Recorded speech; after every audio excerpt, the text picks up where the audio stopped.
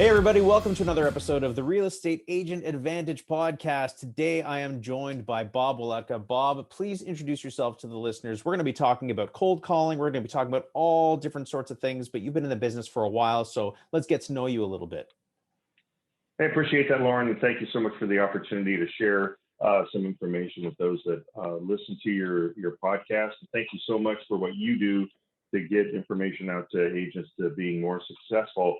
I agree with you, believe the same thing that Zig Ziglar said, you can have everything in life that you want if you'll help enough other people get what they want. So hope to share some things in our time today that can benefit those that are listening in. I've been doing real estate for, probably 20 years now. I have been in sales almost all my working career. It's the greatest profession that there is. I've been a student of sales from people like Brian Tracy, Zig Ziglar, Jeb Blount, Tom Hopkins, some of the best. I've learned from them. So virtually anything I say or done, I stole from somebody else. Guys like Mike Ferry or what have you. There may be a couple of things I've made up or I've definitely improved upon or altered to fit my personality, my style, and I stole everything. So those of you that are listening in, steal whatever you hear from me today and use it and be effective with it. So I got into real estate probably 2002 in the Sacramento, California market area. I was recruited by a gentleman that he helped us purchase homes. And he said, hey, I'm generating leads online. I've got a database to manage them. So I give you leads and then you call people. And I went, so you're giving me leads. There's a database to manage them. All I got to do is sell. I'm in.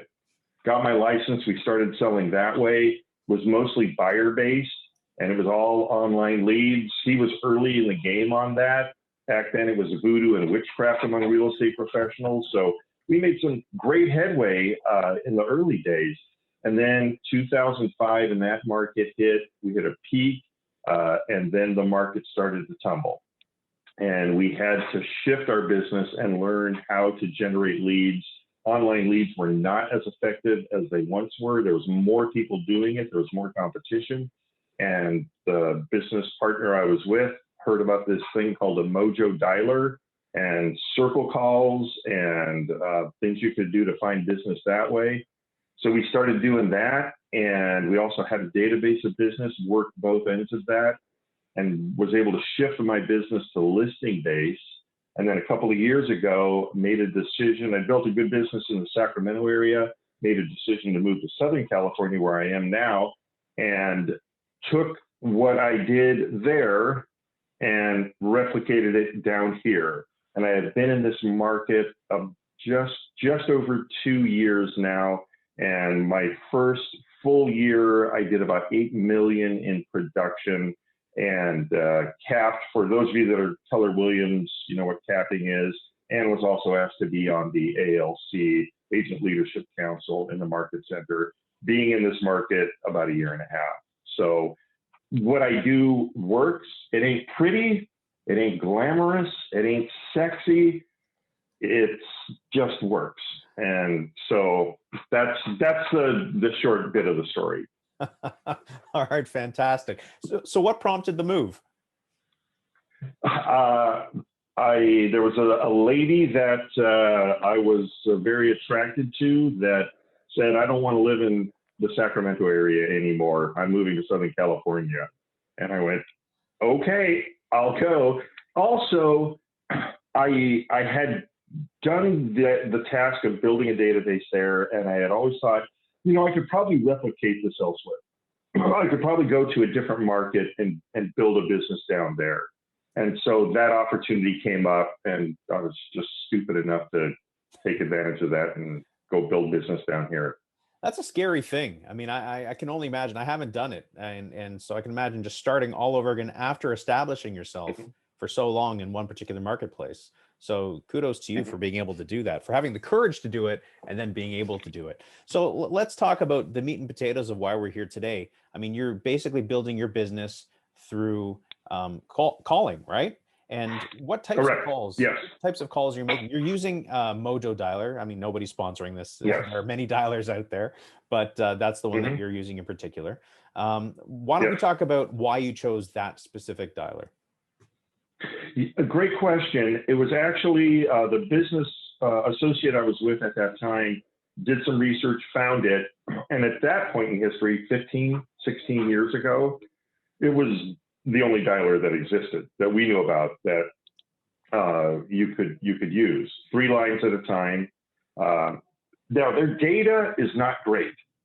It may be better now. I don't use their data. However, the dialer tool itself is it's fantastic. And if the calling is something, if that's something you want to do to get your business, I would take a really hard look at the Mojo Dialer because it's a great tool, an effective tool. But the data we would get from Cole Realty Resource, which provides for a circle call, for those of you that don't know, it's an old Mike Ferry technique. A mile radius or less around a listing, coming on the market, in contract, just sold. So, hey, we just sold a home in your neighborhood and we know that others are going to sell. Who do you know that might be thinking about selling? Notice how that just flew out of my mouth like no problem. I've said it a couple times. So there's the circle call, there's expireds, there's for sale by owners, ones that I love, absentee owners. There are property specific kind of calls. I've got a buyer that's looking for this kind of type of property. And you can find all that data through title reps, through different resources, what have you. It may cost you a few bucks.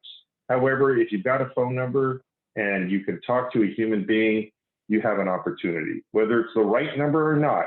And yes, I have helped wrong numbers buy and sell homes over the years. That's fantastic. It's not the most effective way, but it works. It works, yeah. It works. I was calling an expired once up in the Northern California area, and I asked, is this the owner of property? And they said, well, no. Oh, gosh, do you even live in that city? Well, yes, I do. Oh, since I have you on the phone, by the way, folks, that's a transition to get you to your question. Since I have you on the phone, who do you know that could be thinking about buying or selling or making a move? And she said, well, I am. We're in a 2-story house and there's 4 of us living here. We need a 1-story house. Oh, we should probably get together then. I helped her sell that house and buy something else. And it was a wrong number. If you get a human on the phone, you have an opportunity. That's fantastic. Now, let's start from the beginning of your whole cold calling experience. Now, a lot of people, they hate the idea of calling. Fine, that's not for you, no problem. But when you're entering a new market or you're just getting into the business, you don't have a database necessarily to tap into. So you have to create it. You can do that by, joining memberships to chambers of commerce, being part of the community. You can do that by knocking on doors. You can do that by calling, right? And, in COVID times, you certainly shouldn't have been knocking on doors, but, calling is calling. You've got your safe distance away. So that can happen at any time. Now, you can take the approach of a salesperson. There are many different types of scripts, right? And you can just sort of hit it. Or you can take the approach of I'm trying to help people, right? And if you take that mental approach to the whole game, you're not there trying to annoy people. You're there trying to help people and serve the community. So that's one way to think about it. Now, if we have to build up our database, there, like you mentioned, all these different ways to have a reason to call. You're circle dialing, circle prospecting, same thing around the just listed, just solds. You're calling for sale by owners, you're calling expireds. Which one do you tend to focus on the most? I can't tell you I focus on one the most. I will tell you what I don't focus on in this market. I'm in Southern California. It's an area called the South Bay, Redondo Beach, Hermosa Beach, Manhattan Beach, Long Beach, get into LA a little bit. There are very few expireds, very few. So I really don't focus on expireds in this market, unless they're older ones, 1 year old, 2 years old. But new expireds, there's so few, it's not worth it. I love for sell by owners because they're motivated and they want to sell. In our market right now, though, because of the shortage of inventory, they can probably sell it themselves. Let's be real. Let's be honest. I really like absentee owners because they're not married to the property. It's a financial decision, and at some point, they're probably going to sell it. Circle calls in this market are a little less effective. I do like property specific calls. I've got a buyer for you. I love empty nesters. They've been in their house 30 years or longer. So, hey, maybe it's time to make that move. I wouldn't say I take a rifle shot. I take a gunshot or a Sniper. What's the shot called? Not sniper shot. Well, I'm taking sniper shots at each one of those, but I'm taking a shotgun approach to a lot of different things. Okay. Yeah, shotgun approach. And I'll take, I'll spend 30 minutes or an hour on each one of those.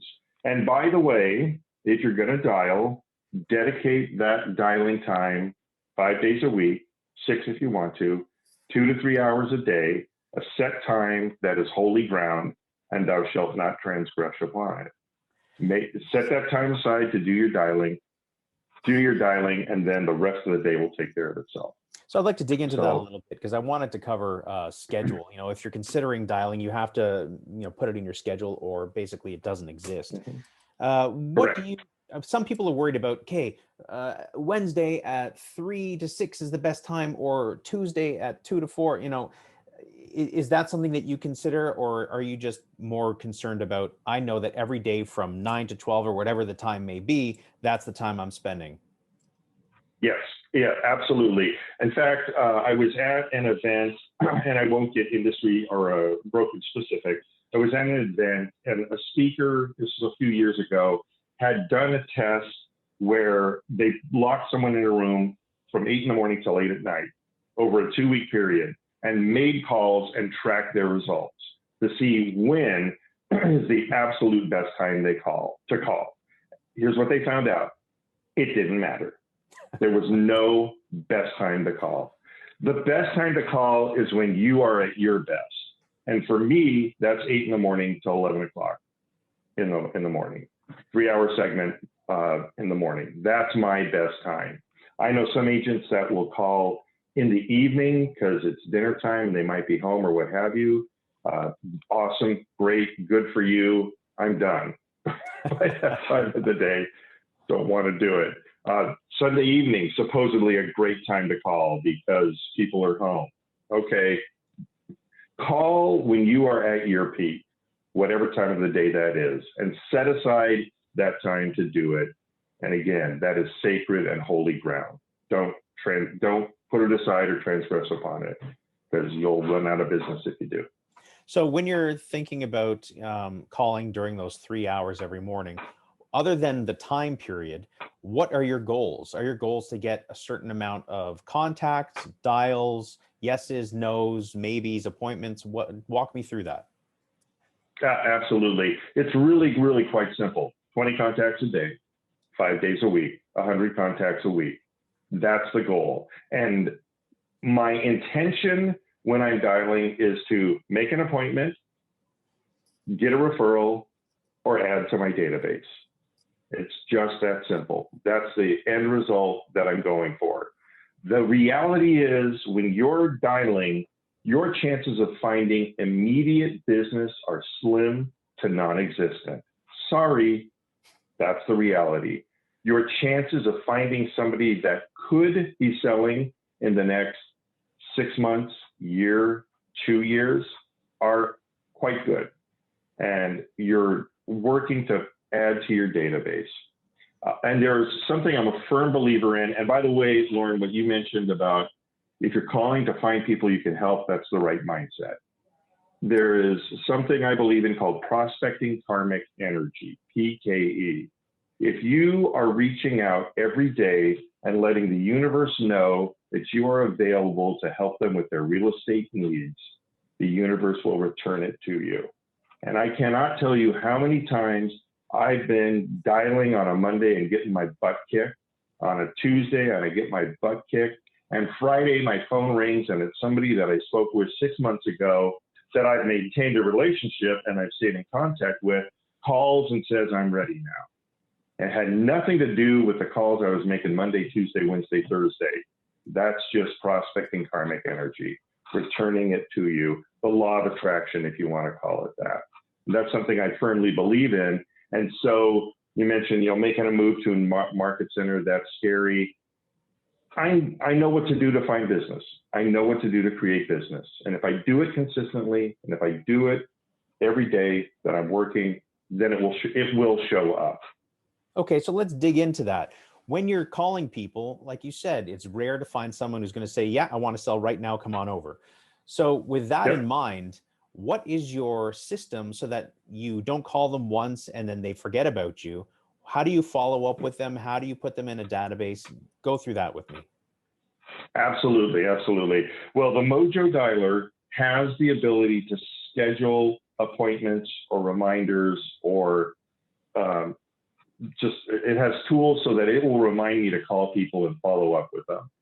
And that's what I lean heavily on. Now, I am with a group that is an expansion team. And again, I don't want to get brokerage specific or name specific on this call. Listen, all brokerages have their benefits, and it's fine for me. Everyone's great. I've been with several myself, so go for it. I think I know you're talking about Keller Williams, yeah?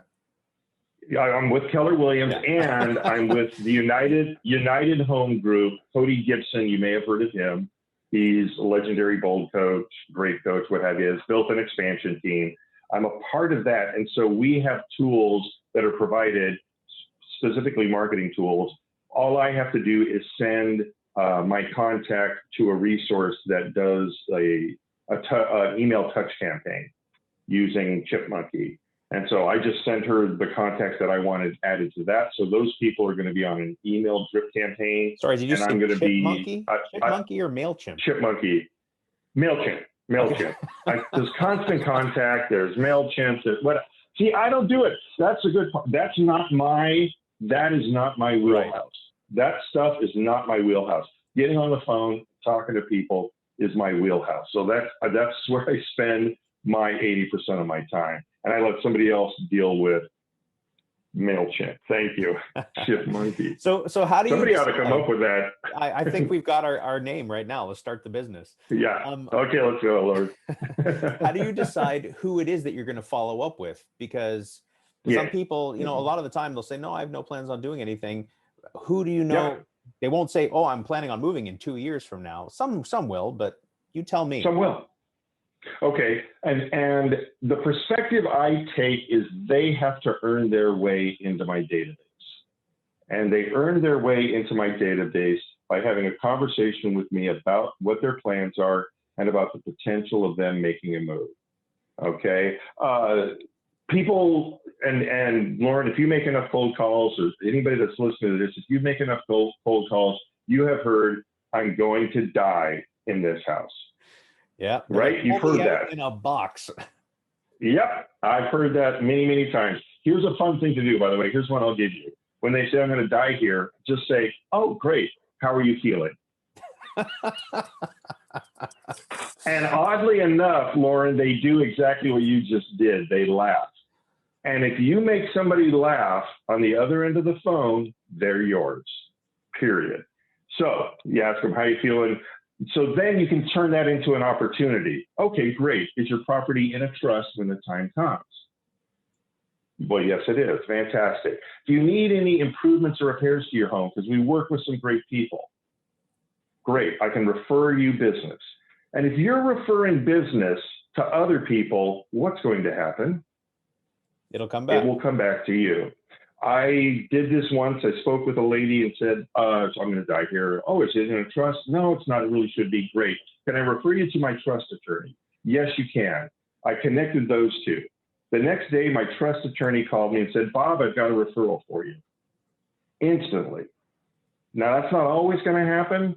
However, that's something that could happen. So what you've done is you've turned something that most of us would look at and go, that's a dead end. That's not going anywhere. And you've opened the door for an opportunity. And you just don't know where that door will take you. So to the point, though, of how does a person earn their way onto my database? Through the questions and qualifying questions that I give them, they tell me that this will happen at some point. And then I always finish every sales conversation with the commitment by both parties when the next call is going to occur. Whenever you end any sales conversation, have commitment that we are going to speak again in this time frame, whether it's a week, a month, 6 months, a year, 2 years, whatever it is. Get the commitment that we're going to speak again, and then you cut that in half and call them then. Okay. And then I put that. Yeah. Then I create an appointment in Mojo. Right. To remind me to do that. So my dialing a lot of times is cold calls and so forth in the morning, and then at 10:30 I'll start my follow-up calls that are in my calendar. Okay, so that's interesting. That's an interesting approach. Now, when you're having these conversations, we skipped over an important element that a lot of people are fearful of. Is like, how do I start these conversations? What are my scripts? And I guess that really does depend on the approach that you're taking. So maybe we'll touch on a few of them. Although we know that they all end up the same way, they start maybe a little bit differently. So if you have a buyer for a property, that's probably the easiest one to do as far as I'm concerned. Let's start with that. What would the dialogue be? Okay, and this is really, really critical. When you're making a cold call to somebody who does not know you, they've never spoken with you in their life, they don't know your voice, you're a complete stranger to them. And we all fear getting calls from telemarketers. Our industry, our society has created that. And so you have a fraction of a second to get past that. And that's why the intro on your call is so vital. And I'll take you through what mine is. I know people do other things, but it's as simple as ring, ring. What are they going to say? Hello. Right. And you get a ton from hello. Is it hello? Is it hello? Is it hi? Is it hi? Now I'm getting into the DISC profile of what behavioral type of person do I likely have on the end of the phone. So based on their hello, I'm going to mirror and match their pace. I'm going to match them at the start of the call. I always start with, hi, this is Bob. Have I reached either name or address? Have I reached Lorne, or have I reached the owner of 1649 Glenville Street? And that allows them the opportunity to say something, because I want to get them involved as early as possible. They're going to say yes or no or what have you. Most of the time it's yes, I'm the owner of that. Now I want you to know, I did not start with, I'm a real estate agent. I started with, I'm Bob. Telemarketers don't introduce themselves. Telemarketers go, hey, Lorne, how's it going? And it's a voice you've never heard before in your life, trying to build familiarity where none exists. And you go, what? What do you want? The walls go up. So I'm honest about, I'm Bob. I'm hoping I reached this person. Right. And they say, yes. Great. I'm a local real estate professional. Now I give them that, because if I give them real estate professional at the very beginning, that gives them the opportunity to go, oh, okay, you're a real estate agent. I don't want to talk to you. Click.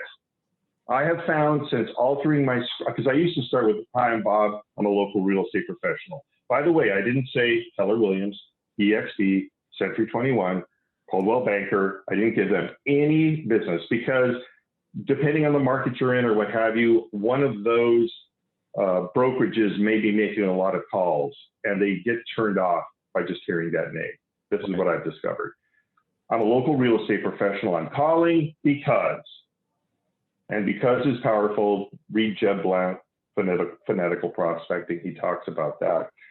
Now I get into what's my question. And it all depends on who I'm calling. I'm calling because I've got a buyer that is looking for a property like yours. There's so few on the market. I'm just wondering, what would it take for you to sell your home? That's an engaging question. That's it. That's it. And it's a what question. It's not, have you thought about selling your home? No. Will you sell your home? No. Do you want to sell your home? No. What would it take for you to sell your home? Another great one, if you were to ever consider selling, when would that be? What price would cause you to sell? Those are three questions that I use every day. What would it take? What would cause you? if you were, when would it be? Those are open-ended questions that allow them to respond and talk about what they would do or what their plans are and what their intentions are. So that's where we get to, and that's really the crux of any call. When I first started doing this, I didn't have those scripts. I had to make up every single call, and that's what you're fearful about that. I'm not sure what I'm going to say in each one of those calls, so I got to make sure I've got it all in my head. I'm ready to go, and I know what I'm going to say, and that wastes time and takes up time. And then you make the call, and they don't even answer, and so yeah, I know people don't like the word script because they don't want to sound scripted. That's okay. Don't sound scripted. A script is nothing more than a series of statements or questions that get you to the end result that you're looking for. That's all a script is. Don't think of it as a script. Think of it as a mechanism to get you where you want to go. That's how I view it. Fantastic. And by the way, and with what I just ran through, did that sound like a script? No, absolutely not. You've obviously gone through this. Plus, it's not a full dialogue. You're not, doing this solo scene in a movie where you're going through those complete soliloquy. You're asking very simple questions and creating a conversational atmosphere. I think that's the key. You're not there trying to cram everything down their throat. You're there, hi, is this? And then this is who I am. Here's the question, expecting an answer. Yeah. And it's not a yes or no answer that you're going for. It's something that they have to say, well, I'm not really thinking about moving, or, we're not moving from here. It's more than just no. Yeah, exactly. And what I have found, a lot of people, some people will just say, no, I'm not selling, forget it, click. Okay, that's fine. What I find is they will begin to tell you their story. Oh, no, we've lived here for 20 years, 30 years. We're not planning on moving. We're going to give it to our kids. We're going to do this. We're going to do that. Or, well, we've been thinking about it. Or here's our plan. Or they will start to tell you the story if you ask great enough questions. And the key is I do an online live call with another market center every Thursday morning. And the key is I was doing a role play. The person that was the client on the other end of the call was doing the majority of the talking. And the real key is to ask great questions and let them talk. And then listen to what they're saying. There's the challenge. There's a lot of times we get wrapped up in what am I going to say next? Right. Versus, well, let's listen to what they say and then we figure out how to respond. Because that opening of any call is steadfast. It's the same every single time I do it. It's right here. Now, depending on their response, it's going to go that way, that way, that way, or that way, or whatever way. But there's only 5 ways it's going to go, and I know all 5 of them. So I can take them which way I need to go. You can write little notes on your fingers depending on which way it's going to go. Very small writing, as long as you don't have sweaty palms. So what I'd like to ask you then is, let's go over another scenario, another 1 or 2 scenarios. So that was a great opening for if you have a buyer. Now, it can be quite intimidating to approach an expired or a for sale by owner. Usually because they've had a bad experience with a realtor or have certain feelings about realtors in general. So with for sale by owner, for example, how would you approach them? Okay, I'll give you my for sale by owner script. You ready? You want to be the for sale by owner, Lorne? Okay, why not? Sure. All right, ring, ring. Hello? Hello, good morning. This is Bob. Is this the owner of 1649 Schuyler Road? Yeah. Oh, fantastic. Thank you so much for taking my call. I am a local real estate professional, and I'm calling because as a local professional, I do want to know about all the homes on the market, not just the ones in MLS, because we have helped buyers purchase for sale by owner homes in the past. I'm just curious, at this point, are you willing to work with a buyer's agent? No, I just want to sell my home. I don't want to work with any real estate agents. Sure, I can appreciate that, absolutely. So just so I'm clear, If I were to show up at your house today with a buyer and 1 million in cash, that's the list price of your property, and that could close in 7 days, you would tell me no, thank you. Is that correct? Well, I'm not paying you a commission. I see. Okay. So what I'm hearing is I could bring a buyer. However, you wouldn't be willing to pay me a commission for that buyer. Is that right? That's right. Okay, fantastic. So what I'm hearing you say is I should take my buyer elsewhere and have them purchase a different property. Is that right? I guess so. Okay, fantastic. So I talk to a lot of folks like yourself for sell by owners, and I understand you want to save money, right? Yes. You want to make the most you possibly can out of the sale of your property, right? Absolutely. I completely agree with you. I completely support that. Let me ask you this. If I could show you a way that you could actually net more money working with me than doing it yourself, would you consider that? I just don't see how that's possible. And that's exactly why we should get together. So I can show you how we can make that happen for you. You do want to net the most amount of money, correct? Yes, I do. Absolutely. So I just need a few minutes of your time. Are you available in the afternoons or nights and weekends better? Oh, I have to talk to my wife, but yeah, I guess we Yeah. can get together, tomorrow night.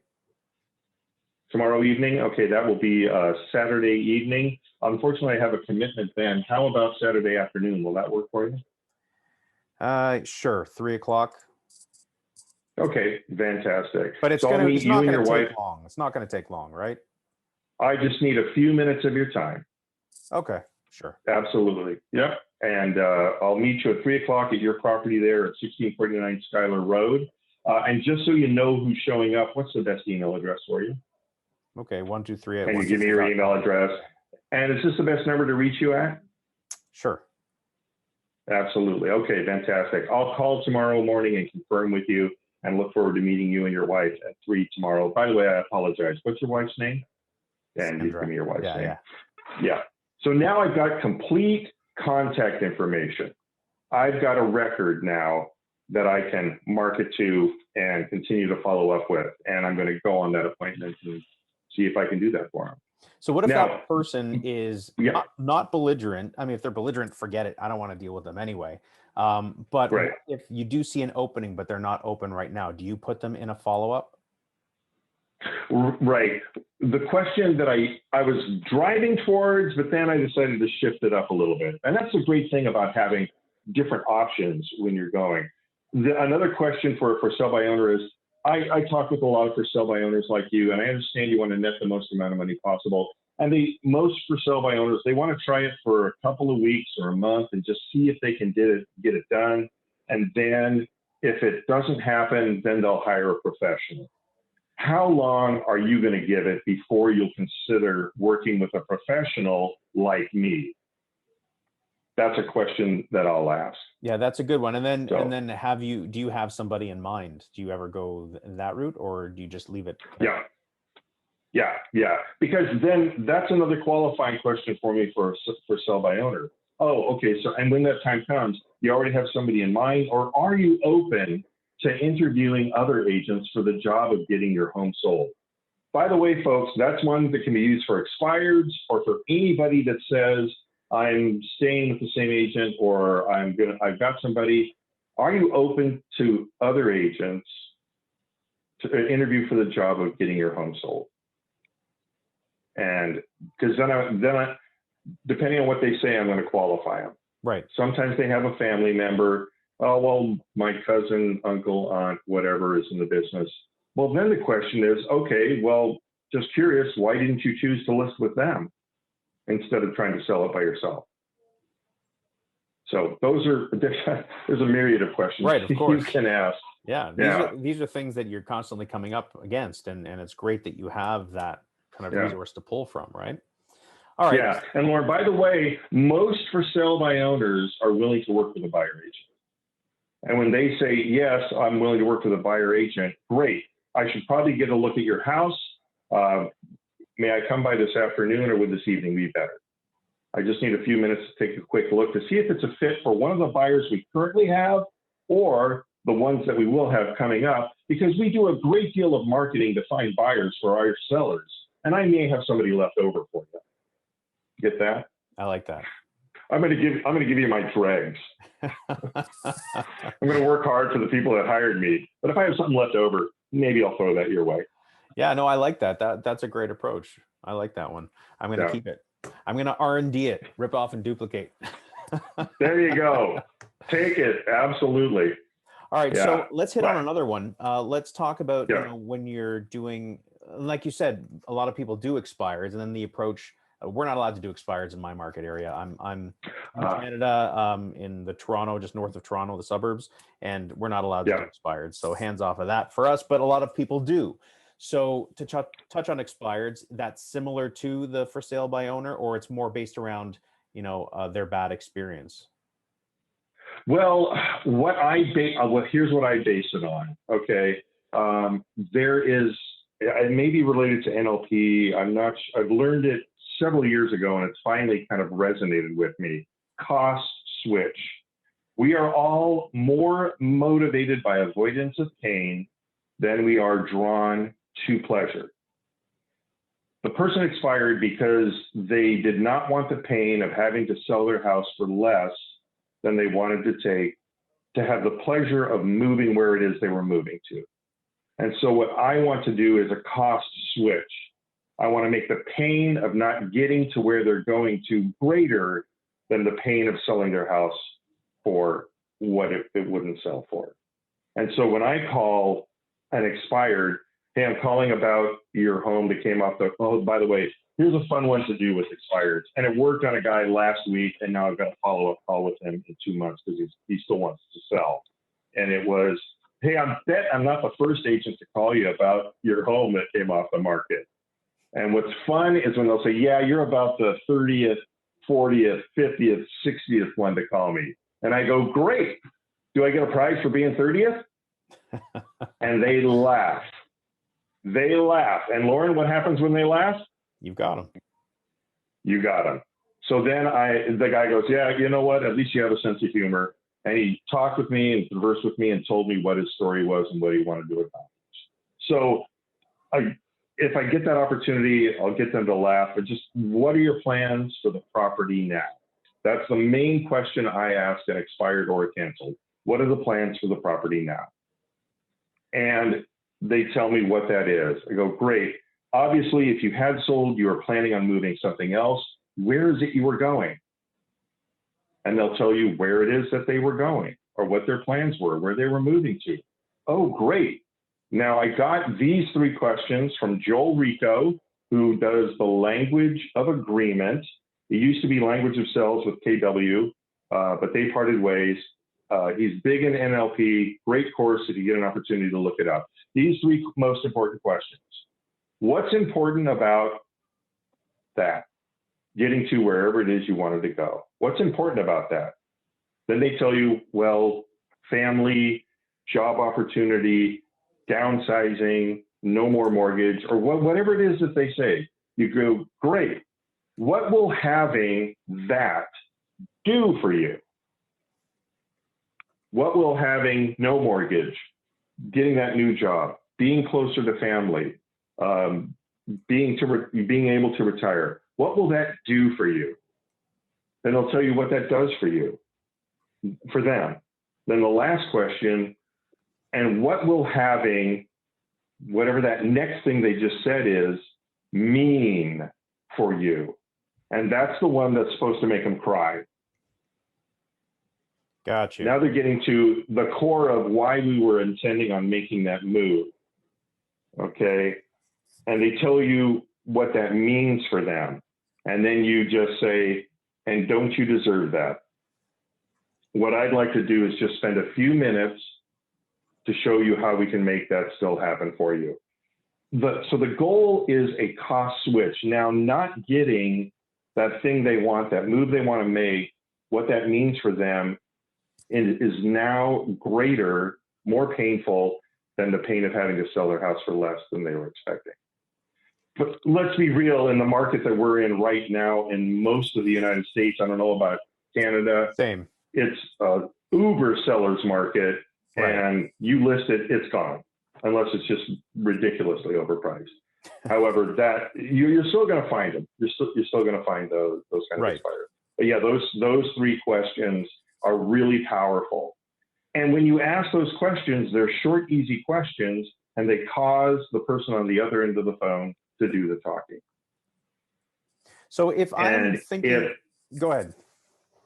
Well, if they're doing the talking, they believe they're being listened to, they're being heard, and it builds trust over the phone. You could have one day in the business, and if you ask great questions and put the focus on them, they will think you've been doing it forever.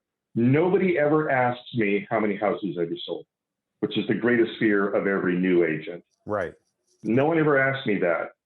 Okay. And by the way, you can have an answer for that question if you're brand new. Use your market center data. Our team sold 100 houses last month. How's that? Now you got an answer. Right, but if you fear newer people that are listening to this, if you fear a question, you are drawing it to you and they will ask it. Yeah. So have an answer for that question that you're troubled with or fearing, so that you remove that fear from yourself. Now it will no longer come up in the conversation.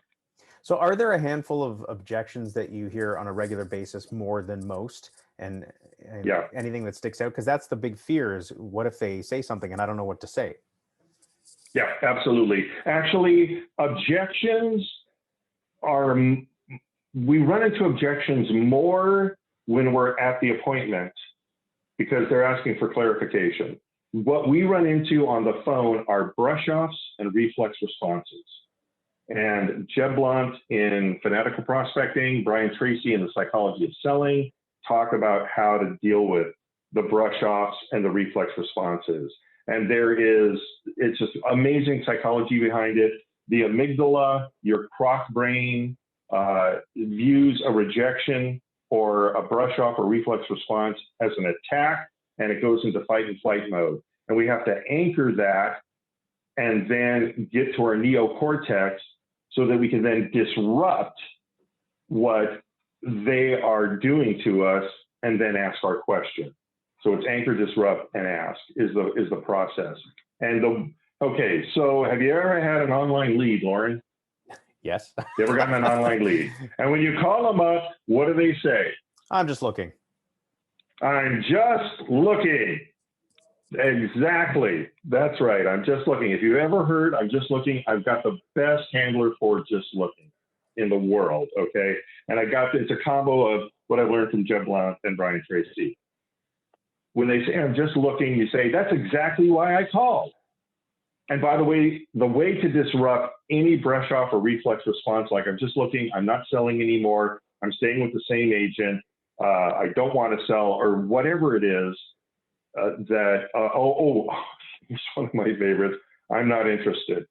Okay, I'll get to the interested, but that's exactly why I called. All of our clients that currently own homes, we're all just looking at some point. When do you hope to own a home? Nice. Now and a lot of times it's fun to just take just looking out of their quiver, because just looking is the arrow they have to fire at us. Right. And they're ready. Oh yeah, you're that guy calling me about my home search. Yeah, I've got just looking ready to go. And I go, hey, this is Bob. I'm calling about your home search. I'm sure you're just looking. Oh, yeah, I was just looking. Yeah, I was. Yeah, of course you were. Exactly. That's exactly why I called. And all of our clients that currently own homes, we're all just looking at some point. When do you hope to own a home? And then they answer, and then you qualify them from there and see if there's a way that you can help them. Well, you know, the online lead, what? that was great. The online lead is a big thing these days. A lot of people are using them, and that's mostly buyer leads. So where do you go from there? What is your goal with an online buyer lead? You've gone through that initial dialogue, and what's your goal? Do you want a buyer consultation? Do you want to show them a property? Do you want to set them up on a search? What is your process there? Great question, Lorne. My objective on a buyer call, and again, what are the three things I'm attempting to accomplish whenever I'm on the phone with somebody? Appointment, number one. Referral, number two. Add to my database, number three. So I'm attempting to book a buyer consult. I want to get them CTO, come into the office, or Zoom call. By the way, COVID has given us a great way to easily book an appointment. Would you be more comfortable with a Zoom call, or are you okay meeting in person? Which would you prefer? And if they answer one or the other, what have they agreed to? An appointment. Exactly. Oh, and by the way, the closing line that I used on you earlier, Lorne, this is a fantastic one, folks. It's so gentle and easy. It's landing a 747 on an aircraft carrier. Are you available in the afternoons or nights and weekends better? Did I ask you for a time? Nope. Did I try and close on an appointment with you in your mind? No, you gave me options as to my availability. And when they answer, I'm available afternoons or night or whatever's better, they answer with, this is what's best for me. What have they agreed to? An appointment. Exactly. So that's when you can take. Are you available in the afternoons or nights and weekends better? And by the way, that question was driven, I think I created that. I'll take credit for that one. And I created that one because that was around my life and my business. Mornings are not available. That's when I'm lead generating and calling. I'd rather do it in the afternoon. I don't want to work nights and weekends if I can avoid it. So that's why I start with afternoons or nights and weekends. So anyway, that's a great question. Oh, and I also mentioned I'm not interested. Have you ever heard I'm not interested, Lorne, ever in your life? Never.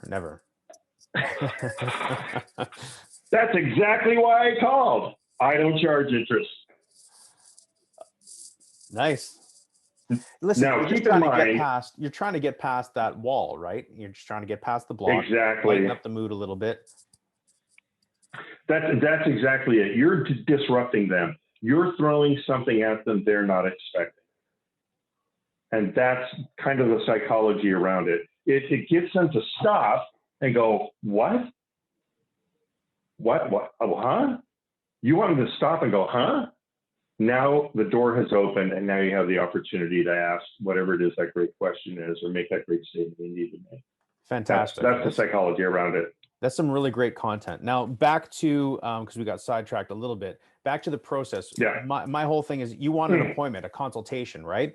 So what if they say Correct. no to the consultation? They don't want to meet right now. They really are just looking, or they're really just at the beginning of their search. You know, a lot of these leads are 18 months out from actually doing anything. What is your process with them? Absolutely. Great question. Say, okay, I appreciate that. You're just in the early stages of this process. I get it.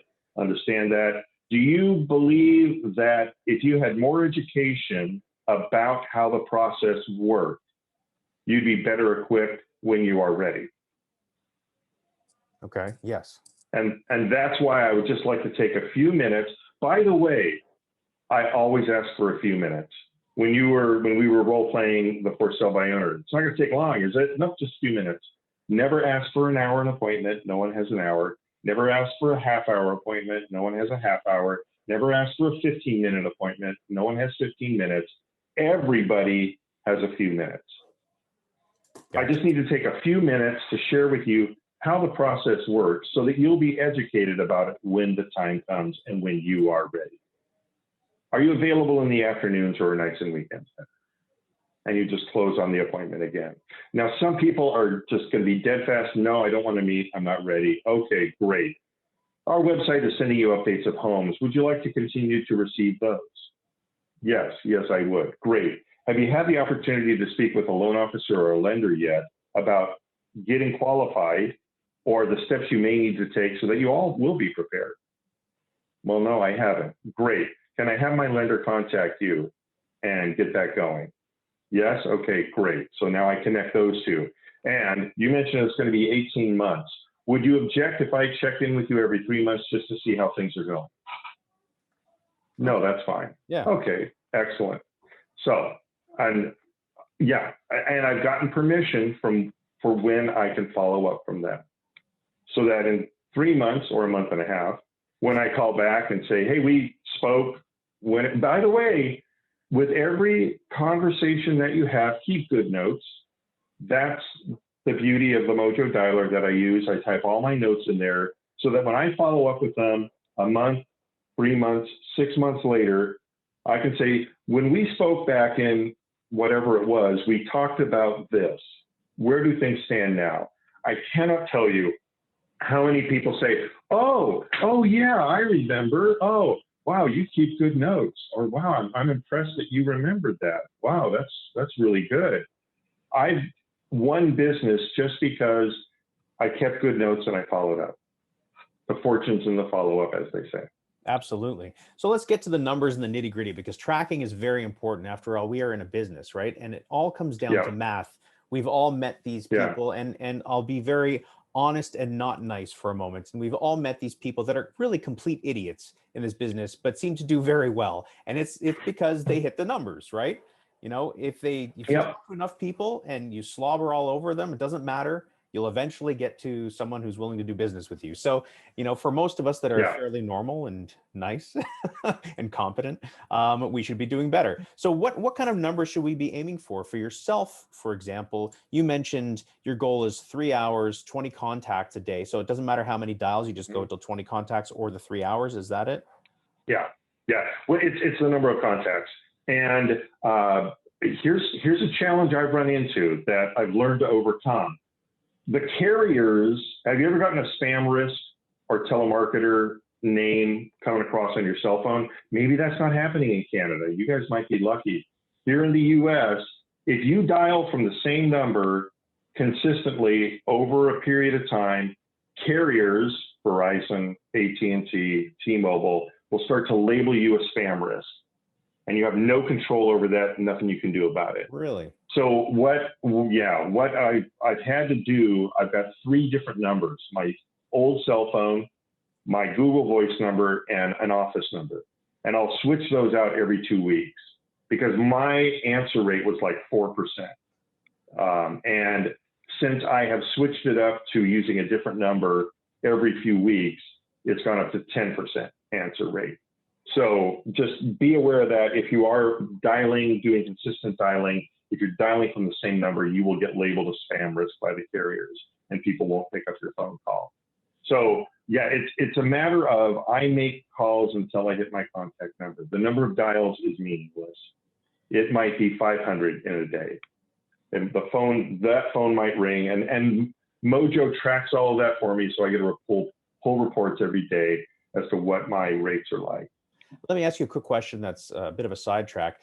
Do you drop voicemails automatically using Mojo? Great question. Okay, Mojo has that capability. If I'm calling a specific neighborhood or area, then I will create a recorded message that says, calling about your home in Gardena, have a question, I'm Bob, give me a call, here's my number. And I can just drop that message in their voicemail if I know I've got the right number. Majority of the time, I do not leave a message because I find people are enormously curious, and if I leave a message, I've removed all curiosity. If they've got a number on their cell phone that they don't recognize, they might go, "Who's this?" So I have found, my experience over the years is it's best not to leave a message unless it's somebody. For sell by owner, I'll leave a message because I know they're the seller, and I'll send them a text. By the way, I have a double-edged attack now because texting is so prominent and people are more comfortable with texting. If I know I've got the right contact and I want to reach them, expired for sell by owner, I will leave a message and I will text them. And I will tell them in my message, I'm going to text you. And in my text, I say, I just left a message. Please call me about your property at. And what I find is the majority of the time, they will respond to the text. Now, are you using a service for text, or are you just doing that through your cell phone? Google Voice. You can do it either way. I have a list of canned responses because since I moved from Northern California, 916 area code, to Southern California, 310 area code, I created a Google Voice number for the 310 area code. So people don't get freaked out about a 916 number calling them, even though I use that and do it.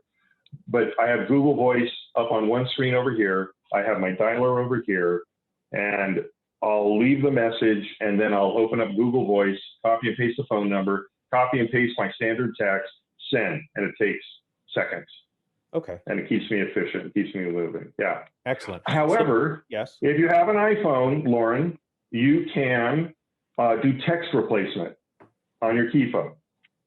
If you go into keyboards, text replacement, you can create I just called about your listing or your home or whatever, or a standard text. And then you can use like 3 letters, like EXP is for an expired for me, FSBO is for a FSBO for me. And you can type those little letters in and it will populate the whole text and you hit send. So it allows you to be way, way more efficient. Okay. Anything if you send the same text twice, have it templated. Yes, absolutely. You got to be efficient. Yeah. So back to the numbers. So you're going for 20 contacts a day. What qualifies for you as a contact? Hello, take a hike, or having some sort of conversation? Yeah, great. And that varies depending on you, your business, and what you want to do. If you're new and you get out, this is Bob, I'm a real estate agent, and they hang up on you, that's a contact in my book.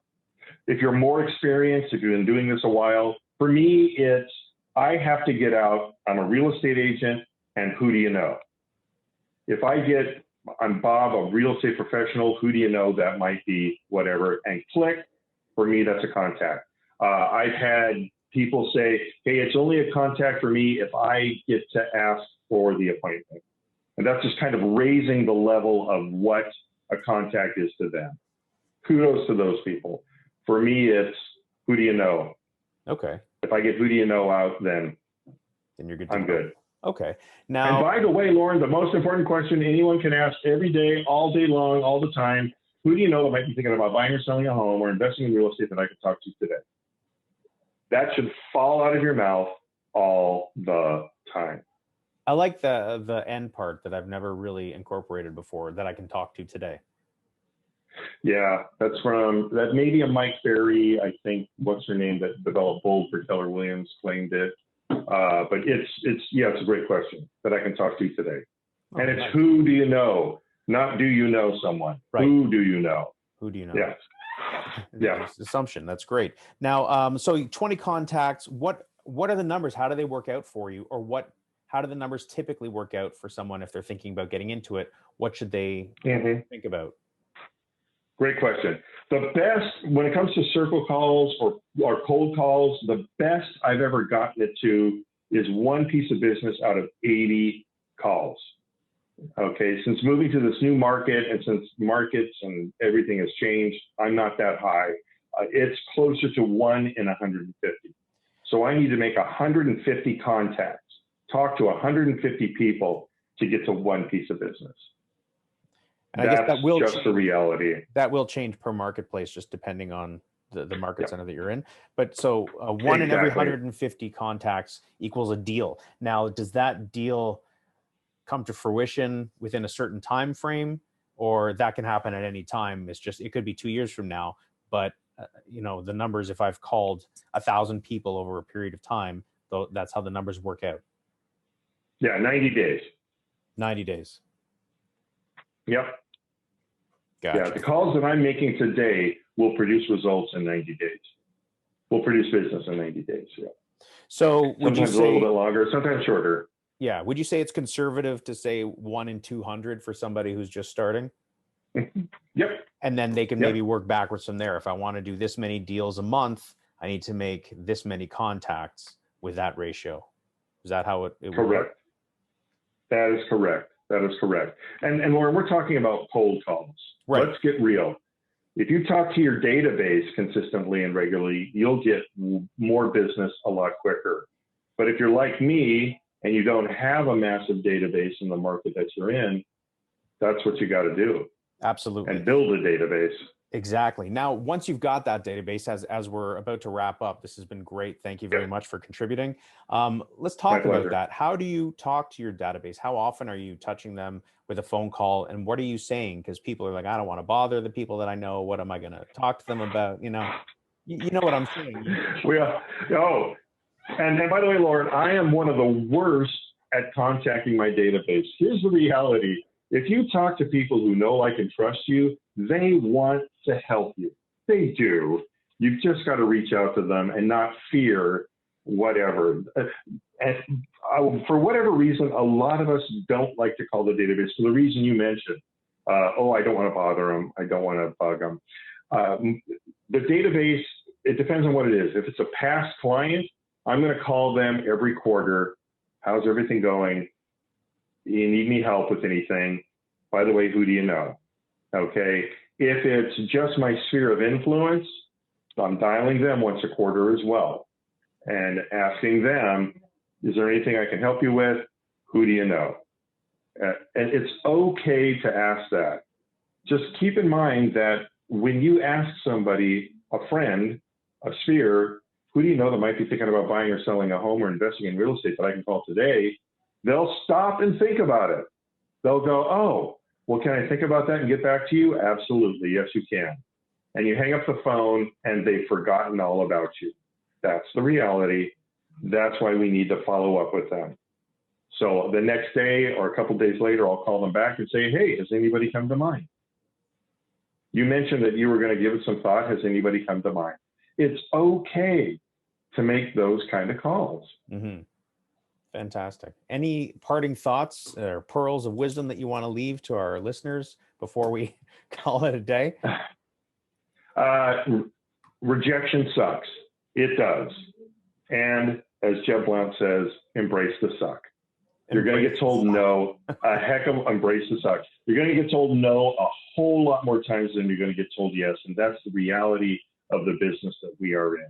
Sorry, that's what it is.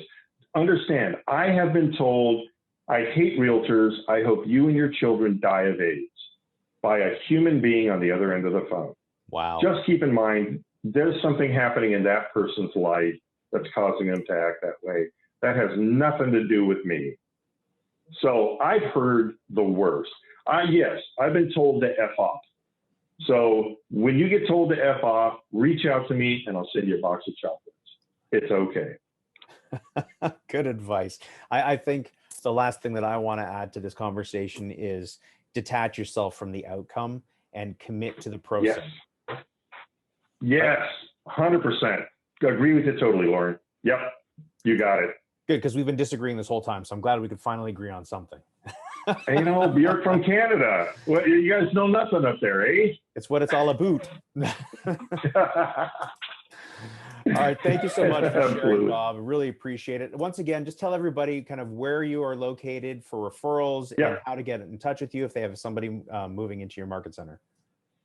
Absolutely.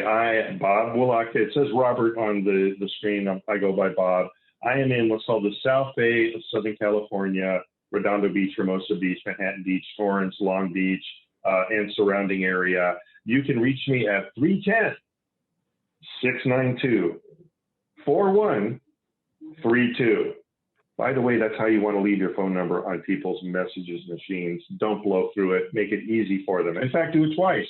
310-692-4132. Or you can email me at dwalatka, good luck with that, at unitedhomegroup.com.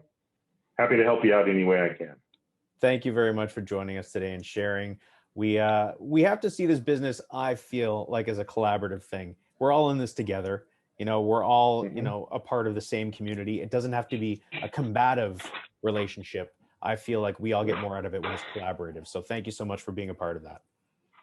Absolutely. Absolutely. I appreciate what you're doing, Lauren. Thank you so much for the opportunity to share.